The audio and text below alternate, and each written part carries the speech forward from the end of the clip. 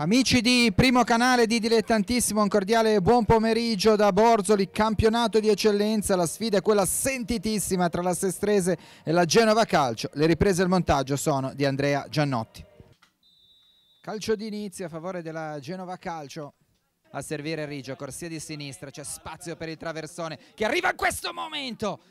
Poi ancora Mossetti, lancio dentro verso Anselmi, l'uscita del portiere, c'è una spinta, guardiamo l'arbitro come la interpreta, allarga le braccia anche Biffi, episodio che andiamo a rivedere nel replay che vi fornisce Andrea Giannotti. Questo intervento sospetto. Si inserisce Galluccio in posizione centrale, cerca lo slalom, grande azione da parte di Galluccio, gol pazzesco di Galluccio, la Sestrese trova il vantaggio con uno slalom speciale da parte di Galluccio che poi ha spedito il pallone nell'angolino, uno slalom da manuale del calcio, la Sestrese trova il vantaggio quando i minuti sono 29 di questo primo tempo. Sul pallone Mossetti, mette il pallone dentro, colpo di testa di Stefans. Il fischio dell'arbitro, parte Roselli e ci arriva Rovetta, punizione nemmeno troppo insidiosa. Secondo tempo di Sestrese Genova Calcio. Attenzione a questo inserimento da parte di Raiola, toccato da Majorana. Vediamo la decisione dell'arbitro, il cartellino è di colore rosso.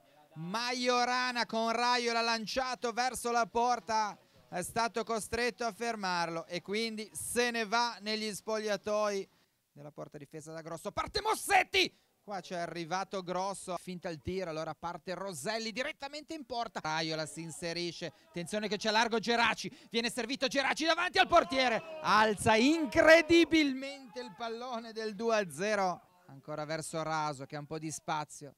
Arriva il traversone dentro, conclusione di Roselli, grandissimo, Rovetta sulla conclusione al volo. Calcio di punizione battuta da Roselli, poi verso Memmoli che va ancora a trovare al limite dell'area Maisano. Di nuovo Roselli, cerca spazio, finisce a terra, calcio di rigore. Calcio di rigore per la Genova Calcio, viene ammonito anche Mosetti. È finito a terra Roselli che stava rientrando e poi l'arbitro non ha avuto dubbi, ha indicato il dischetto. Calcio di rigore, parte la battuta di Roselli.